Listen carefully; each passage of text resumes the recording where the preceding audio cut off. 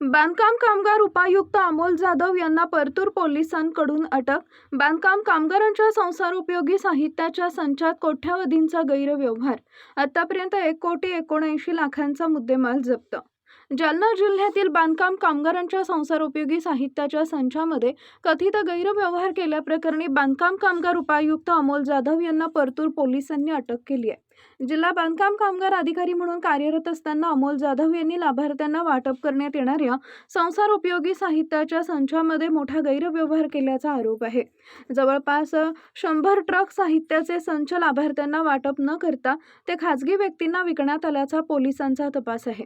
या प्रकरणी काही दिवसांपूर्वी खुद्द अमोल जाधव यांनीच परतूर पोलीस ठाण्यात गैरव्यवहाराची फिर्याद दाखल केली होती. मात्र या प्रकरणाचा तपास सुरू असताना पोलिसांच्या तपासात फिर्यादी अमोल जाधव यांचाच कथित गैरव्यवहारात सहभाग असल्याचं समोर आल्यानं त्यांना अटक करण्यात आली आहे.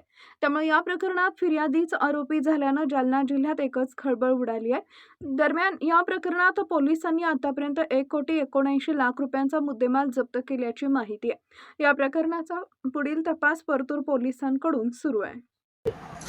यासंबंधी पोलीस ठाणे परतूर येथे दिनांक 24/4/2026 रोजी भारतीय न्याय संहिता कलम 318(4) व 3(5) प्रमाणे गुन्हा दाखल झाला. यातील फिर्यादी सरकारी कामगार अधिकारी जालना श्री अमोल मानसिंग जाधव हे होते आणि या तपासामध्ये एकूण आतापर्यंत 7 आरोपी आणि यातील फिर्यादी सुद्धा दिनांक 8/8/2026 रोजी यांना अटक करण्यात आली आहे आणि त्यांचा PCR दिनांक 9 आजपर्यंत पाळत आहेत. आणि यातील आरोपितांनी जे बांधकाम मजूर असतात त्यांना मिळणारे जे साहित्य आहे ते त्यांना वाटप न करता ते एका खासगी वाहनामध्ये वाहतूक करताना मिळून आल्याने या संबंधाने हा गुन्हा दाखल झाला होता.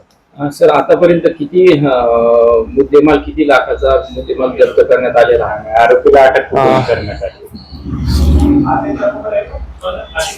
हे कट करून